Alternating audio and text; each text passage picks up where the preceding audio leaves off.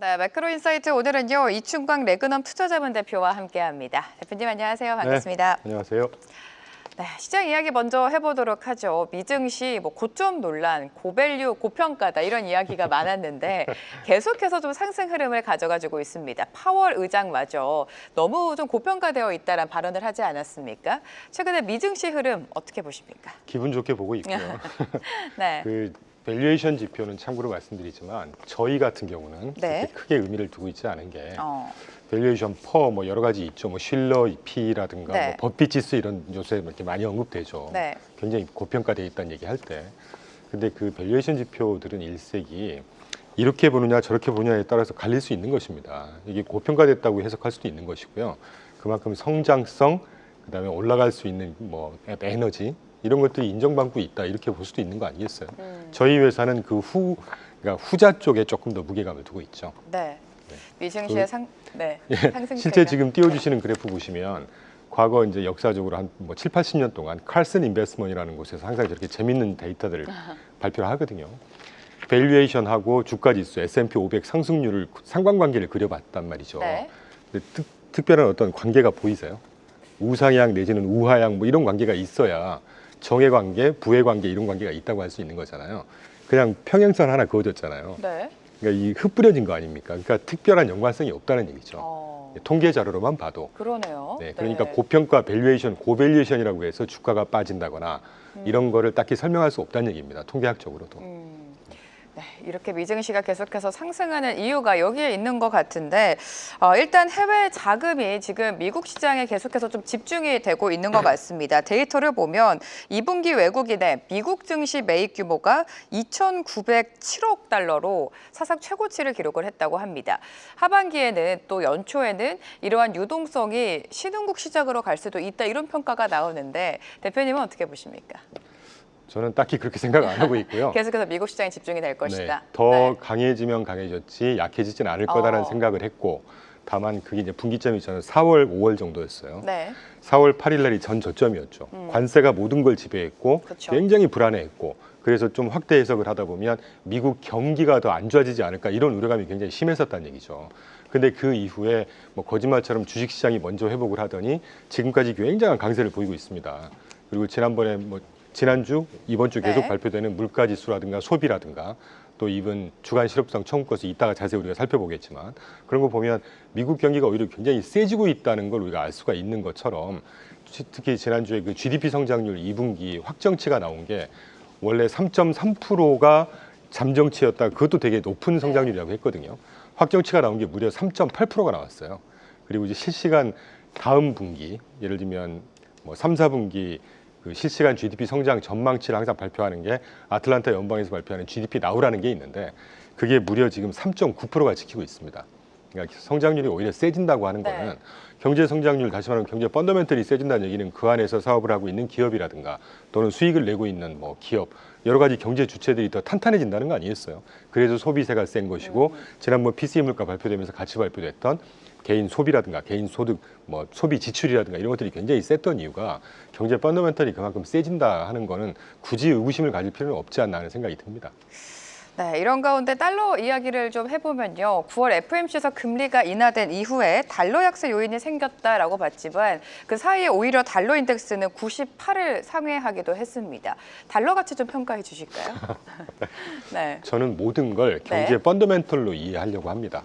왜 그러냐 하면 주가라고 보통 우리가 잠깐 혼동하는 경우가요. 주가가 움직이면 그거에 따라서 경기를 판단하려고 하는 그 오류들을 범하시는데 경제 펀더멘털을 반영하는 게 주가예요. 그러니까 어떤 환율이건 뭐건 판단을 할 때 경제 펀더멘털이 되게 중요하다고 저는 생각하고 있고 역시 환율도 경제 펀더멘털을 보여준다고 봐요. 아까 우리 4월 달 얘기했었지만 그 즈음에서는 미국 경기가 굉장히 관세 덕분이건 뭐건 간에 안 좋을 거라고 섣부른 전망을 했죠. 그 이후에 오히려 미국 경기는 세지고 있습니다. 환율도 똑같은 것이죠. 단기적으로는 뭐 해치 수요나 이런 것들 때문에 등락을 거듭할 수 있겠지만 중장기적인 트렌드는 경제가 세지면 그 경제를 그대로 반영하는 거 아니겠어요? 그래서 저는 사실 실질 실효 환율이라는 걸 보통 보는데 그게 이제 어떤 국가가 상위 7개 정도의 거래 가장 많은 거래를 하고 있는 상대방 국가들의 환율 를 계산을 할 때 무역 가중치를 줘서 계산을 하기 때문에 네. 그 나라 경제 체질을 올곧이 보여주는 환율이거든요. 실질 실효 환율이에요. 저 보시면 제가 유로화하고 아마 원화하고 달러를 갖고 왔을 텐데 네. 달러가 제일 위에 있는 겁니다. 최근에 좀 꺾였다가 가장 끝에 보시면 살짝 다시 튀어 올라가고 있거든요. 그러네요. 네. 그리고 장기 추세는 계속 여전히 우상향하고 있는데 빨강색 원화는 계속 빠지고 있죠. 네. 저게 구매력이라든가 그 국가의 체질을 그대로 보여주는 환율이라고 보시면 됩니다. 저런 것들을 그대로 보여주는 게 아닌가. 그러니까 이런 것이죠. 정책 금리를 인하했으니까 금리도 빠지고 환율도 단기적으로 빠지겠죠. 그 당연한 거 아니겠습니까? 그런데 금리를 지금 한 1년 만에 내려주는 거잖아요. 4.5에서 이제 4.25긴 했지만 어쨌건 인하 사이클이 도입이 됐다는 거는 네. 돌입을 했다는 얘기는 경제 주체들이 그만큼 이제 뭔가 좋은 사인으로 받아들일 거고 경제 활동도 이제 활성화된다는 뭐 그런 걸로 우리가 해석할 수 있지 않겠어요. 이제 그런 것들이 작용하다 보니까 미국 경기가 오히려 더 세지는 그래서 환율도 더 세지는 이런 것들은 어떻게 보면 경제학 교과서에 나온 원론 그대로의 시나리오가 아닌가 하는 생각이 듭니다. 네. 그래서 주식도 좋은 것이고요. 미국 경기가 강해지고 있고 미증시 역시도 호조를 보이고 있다. 미국 GDP도 지금 확정치가 또 상향 조정되지 않았습니까? 그런 이유에서 나오고 있는 것 같은데 그럼에도 불구하고 파월 의장은 고용에 대한 불안을 계속해서 키우고 있습니다. 고용 지표 지금 공개될 지표가 몇 가지가 있죠.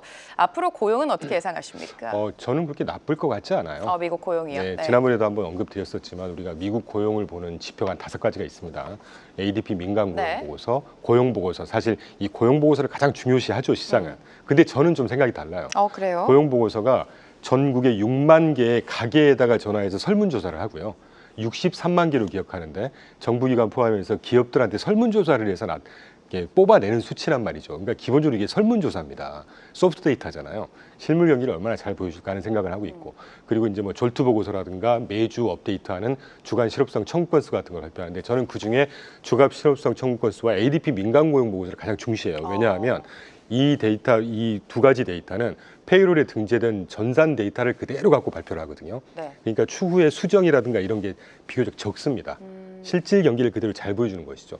지난주에 그 주간 실업성 청구서 한 2주 전인가 26만 3천 건 올라가서 이거 조금 걱정했죠, 저희도. 그 다음 주에 23만 4천 건인가로 떨어지더니 지난주에 21만 3천 건으로 툭 떨어졌습니다. 그러니까 그때도 말씀드렸던 것처럼 여름 초입에 이 계절성이라는 게 분명히 있어요. 네. 여름방학 때 교사분들 쉰다거나 뭐 공장 개보수할 때 쉬신다거나 이게 또 실업률로 잡히고 이런 것들이 이제 끝나가는 것들을 그대로 여실히 보여주는 게 아닌가. 그래서 10월 5일로 기억합니다. 미국의 이제 9월 고용보고서가 10월 3일이네요. 네. 발표될 텐데 월가 어떻게 알겠어요, 저거를. 근데 월가에서는 한 3만 개에서 5만 개 정도만 나와도 우려할 만한 수준은 아니다라는 평가를 하고 있고 저는 사실 2, 3만 개 정도만 나와도 그렇게 뭐 경기 그래요? 침체를 봐야 네. 되는 이런 숫자는 아니라고 보고 있습니다. 네, 고용 발표 앞두고 있는데 2, 3만 개만 나와도 그렇게 우려할 정도는 아니다. 대표님께서는 이렇게 생각하고 계시는데요. 물가 이야기도 해보죠. 지난주에 나왔던 PC 물가는 시장 예상치를 부합하면서 좀 견조하게 흘러갔고 물가 자체가 지금 아직까지 관세가 소비자 가격까지 전가가 되지 않았잖아요. 내년에 좀 본격적으로 관세 영향, 그 타격을 받지 않을까. 그 불안감은 여전히 있습니다. 네, 저도 비슷한 생각하고 네. 있고 최근에 제가 이실직고를 좀 해야 될 것 같아요. 네. 최근에 제가 좀 아주 잘못 본 것 중에 하나가 네. 당초에 저는 8, 9월 달 정도의 관세가 이제 소비자 물가로 전이가 되면서 물가가 살짝 되튀는 시기가 오지 않을까 하는 생각이었거든요. 관세 반영될 수도 있다. 네, 그래서 이제 시장에 작지만 조정이 좀 있지 않을까 하는 생각을 했는데 아주 보기 좋게 빗나갔죠. 그런데 최근의 데이터를 계속 면밀히 지금 보고 있고 보고서를 참고하고 뭐 언론 발표 보고 있는데 이 관세가 물가에 전이되는 거는 언제고 분명히 전이는 될 거라고 봅니다. 네.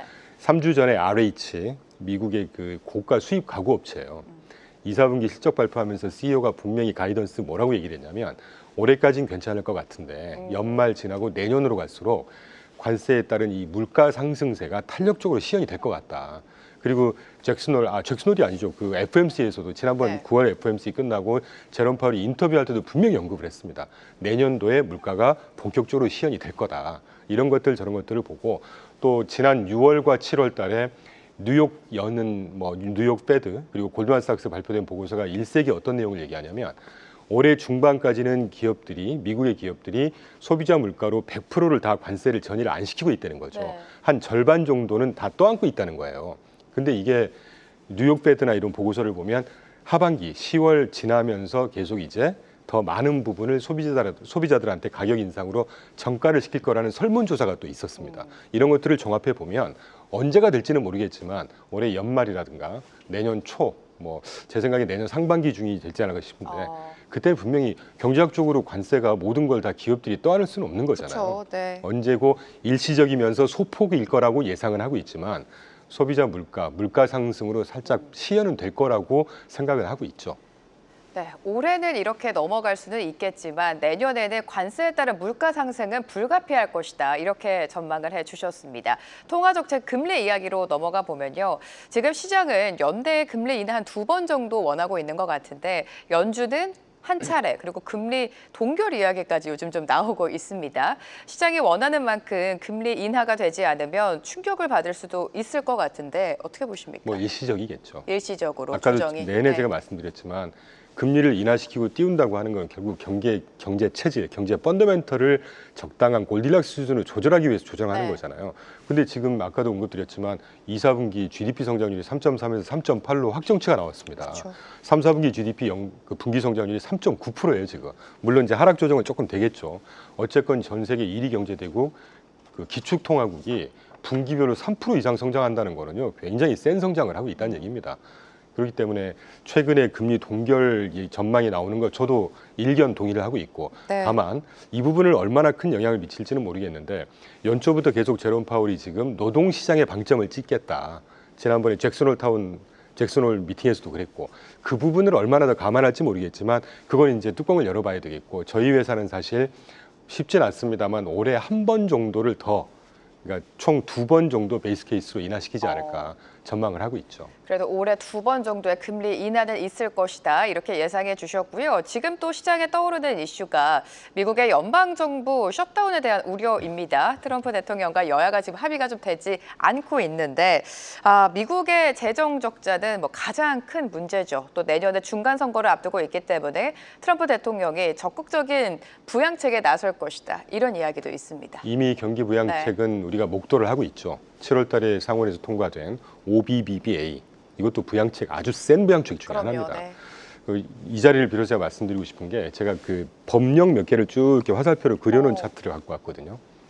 한번 띄워주시면 좋겠는데 2021년도로 기억합니다. 그 IIJA법, 인프라법 기억나세요? 네. 그리고 그 전에 2017년도로 기억하는데 TCJA 법안이라는 게 있어요. 텍스 컷 앤 잡스 액트라고.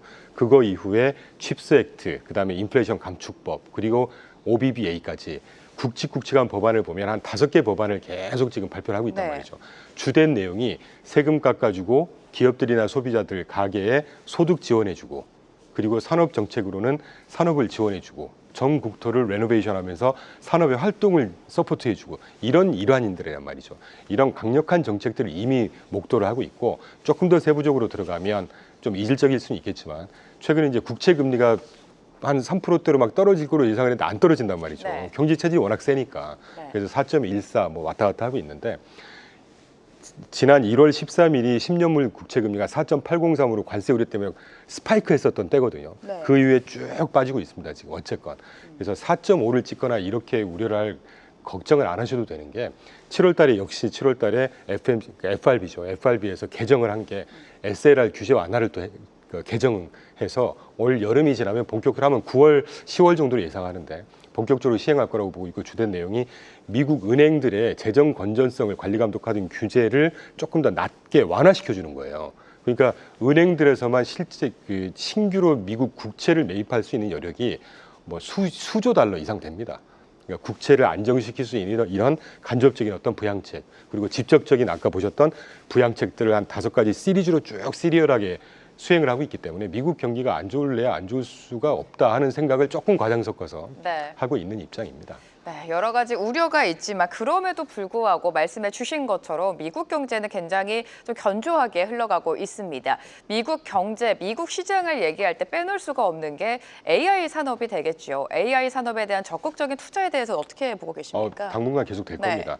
그 스타게이트 프로젝트 미국 정부에서 하고 있는 것도 이제 본격적으로 하려고 하고 있고 심지어 뭐 엔비디아도 150억 달러인가 참여하겠다고 발표하고 있고 엔비디아하고 오픈AI하고 또 뭔가 합종 연행이라고 하죠. 서로 막 투자 계속되고 있잖아요. 불과 한 달도 안 됐죠. 메타가 뉴욕 앞에 맨하탄만한 데이터 센터 짓겠다고 발표했습니다. 이런 것들이 계속 될 거예요. 왜냐하면 올해 연초에 제 말씀이 아니라 오라클 그 로렌스 앨리슨, 레리 앨리슨이 네. 사실 IT계의 거의 산 증인이시거든요. 그분이 1, 4분기 실적 발표하면서 뭐라 그랬냐면요. 지금 현재 AI 초기 인프라 투자 시기도 아직 안 끝났다. 그때 얘기로 한 2년 남짓 지났다 이제. 보통 5년 정도 보는데, 그러니까 이 5년이라는 건 AI의 테마가 끝나는 게 5년이 아니고요. 네. AI 초기 인프라 투자 기간은 5년 본다고 그랬습니다. 지금 맥스 한 3년 채 안 지났거든요. 이거가 벌써 뭐 AI가 끝났고 이거 얘기하기에는 아직 섣부른 단계다라는 네. 생각을 하고 있고, 앞으로 이 주도세 리더십, 그리고 그걸 또 가능케 하는 어떤 뭐 자본 지출이라든가 캐펙스라고 하잖아요. 이런 것들은 당분간 한 1, 2년 상간에는 멈추지 않을 겁니다. AI 사이클이 5년이다라는 게 아니라 AI 초기 인프라 투자 기간만 5년이다. 그러니까 지금은 반밖에 안 왔다라는 말씀이신 것 같습니다. 앞서서 미증시 이야기를 할 때 미증시가 뭐 계속해서 상승 추세를 걷고 있다라고 언급드렸지만 사실 그 속을 들여다보면 AI 관련주만 좀 급등이 나왔습니다. 앞으로 중소형주에도 좀 온기가 확산될 수 있을지가 좀 궁금한데 중소형주의 상승을 우리가 기대해봐도 좋을까요? 최근에 제가 네. 이제 여기저기 출연을 하면서 그 추천 업종을 네, 요청을 해주실 때 제가 항상 드리는 말씀이 정책 수혜, 금리 인하 뭐 이런 것들의 수혜를 볼 수 있는 금융 부문하고 중소형 부동산, 그리고 이제 네. 에너지 쪽 한 4개 정도 말씀드리고 네. 있는데, 에너지는 뭐 다른 게 테마가 있으니까 좀 빼더라도 대표적으로 금리 인하 사이클이 이제 도래했다고 저는 보거든요. 네. 내년 상황은 내년에 봐야 알겠지만 올해 최소한 한 번 정도 더 인하하고 내년도에 월가의 컨센서스가 3%에서 한 3.5% 상간까지는 추가로 인하가 될 거다라는 얘기를 하고 있어요. 그렇게 되면 금리 인하가 이제 본격적으로 된다는 얘기인데, 금리 인하가 됐을 때 가장 수혜를 보는 업종이 부동산, 중소형, 그리고 금융 섹터 아니겠습니까? 예, 그 정도 생각하고 있고, 실제 저희가 지금 포트폴리오에 갖고 있는 그 여러 몇 개 이제 ETF로만 구성을 하는데 네네. 그 중에 뭐 중소형 산업재라든가 부동산은 아직 조금 저평가되어 있는 상태예요. 왜냐하면 금리가 좀 빠지는 듯 하더니 다시 그쵸. 4.12 왔다 갔다 하고 있으니까. 그런데 추가적으로 3% 뭐 3.5에서 한 4% 사이 고상간까지는 금리가 인하가 될 거예요, 시장 금리가. 그렇게 되면 뭐 부동산 이런 것들도 가장 탄력적으로 오를 수 있는 네. 전망이 기대되는 섹터가 아닐까 하는 생각을 하죠. 금융과 부동산, 특히나 중소형주 단도 상승이 기대된다라고 말씀을 해주셨습니다. 국내 시장으로 돌아와서 우리 시장 이번 추석 굉장히 길어요. 굉장히 긴 연휴를 앞두고 있는데 연휴를 끝나고 돌아오면 바로 또 실적 시즌이 시작이 됩니다. 관세에 대한 타격으로 실적이 좀 불안할 것이다 이런 분석이 있는데 어떻습니까? 네, 저도 조금 우려가 돼요. 네. 사실 저는 한국 포지션을 안 갖고 하긴 하지만 이제까지는 지난번에 이제 뭐 대통령께서 가셔서 관세 협정하고 왔는데 사실 계약이 안 돼 있고 아직 사인이 안 돼 있다는 거지 않습니까? 네네. 그런 것들이 그 이후에 지금까지는 그 정도는 무시하고 기대감으로 많이 올랐죠. 근데 이제 그게 실제로 이제 관세 율로 반영이 되건 또 조금 중장기적으로 기업들의 어떤 마진, 매출 이런 것들이 실제로 영향을 비치는 숫자들을 우리가 목도를 하게 되면 네. 그때는 조금 뭐 조정이 어느 강도로 올지는 모르겠지만 조정이 조금 올 수밖에 없지 않을까 하는 생각을 조심스럽게 하고 있죠. 한미 협상이 아직까지 교착 상태에 빠지면서 기업들의 실적 악화도 좀 우려가 된다라고 말씀을 해주셨습니다. 그럼에도 불구하고 어떤 섹터를 좀 눈여겨보고 계시는지 국내장 안에서. 저희가 네. 뭐 다시 말씀드리면 투자는 안 하고 있지만 바이오 쪽하고 이제 에너지. 네. 뭐 저희가 아까 에너지라고 말씀드렸던데 실제 저희는 우라늄을 2022년 1월부터 아마 우리나라 운용기관이 제일 처음부터 투자하지 않을까 싶은데 뭐 요새 엄청나게 시세 분출을 하고 있거든요. 네. 이제 미국에서 원전이나 이런 산업이 좀 각광을 받게 되면 우리나라도 이미 지금 뭐 조방원이라고 해서 그쵸. 많이 상승했잖아요. 근데 에너지 원전 특히 이쪽은 아직도 상승 여력은 충분하다고 보고 있습니다. 네, 제약바이오와 원전까지 짚어주셨고요. 또 사상 최고치를 기록한 게 금값입니다. 3,800달러인가요? 다시 한번 최고가를 경신을 하고 있고 뭐 미국의 셧다운에 대한 우려에 커지면서 안전자산 선호 심리가 커졌는데 금값 자체가 올해 한 40%, 45% 급등을 했다고 합니다. 추가 상승 여력이 있다고 보십니까? 어려운데 네. 최근 분위기로는 더 갈 것 같아요. 금값이요? 왜냐하면 네. 뭐 여러 가지 이유가 있겠습니다만 결국 시중에 유동성이 많아질수록 금매의 어떤 실물 가치로서의 계속 올라가는 거잖아요. 네. 그 부분만 좀 말씀드리면 트럼프가 적어도 내년까지는 네. 내년은 뭐 두고 봐야 하는 거니까 내년 11월 3일 중간선거까지는 어떤 식으로는 경기 부양책을 내놓으면서 자금을 엄청나게 뿌려댈 겁니다. 이따가도 기회 될지 모르겠는데 TGA 잔고가 네. 연초에 TGA 잔고라는 게 미국의 재무부 통장이거든요. 네. 나라의 국간이에요. 연초에 7,800억 정도였다가 굉장히 공격적으로 자금 지출을 하고 있었어요. 3천억까지 떨어뜨렸다가 7월 달에 오빠 법안 OBBB에 의해서 5조 부채 한도 상향 조정을 하면서 그 이후 한 두세 달 동안 지금 TGA 잔고를 8천억 달러까지 계속 채워놓고 있었습니다. 오. 그러니까 시중의 유동성을 조금 빨아들이고 있었거든요. 네네. 그런데 지난주 25일인가를 기억합니다. 이게 데일리로 계속 발표를 해주는데 지난주 25일 날 딱 보니까 7,600억 달러로 살짝 줄기 시작해요. 이게 일시적으로 왔다 갔다 하는 추세이건 아니면 보통 재무부가 그 재무부 잔고를 8천억에서 8,500억 달러 정도를 타겟으로 해요. 여기까지 딱 채우고 나서 이제 공격적으로 또 지출한단 말이거든요. 네. 그런 지출의 초입인지는 모르겠지만 이런 식의 공격적인 지출을 해야 될 거예요. 그러면 시중의 유동성이 얼마나 많이 풀리겠습니까? 금은 더 간다고 봐야 되지 않을까요?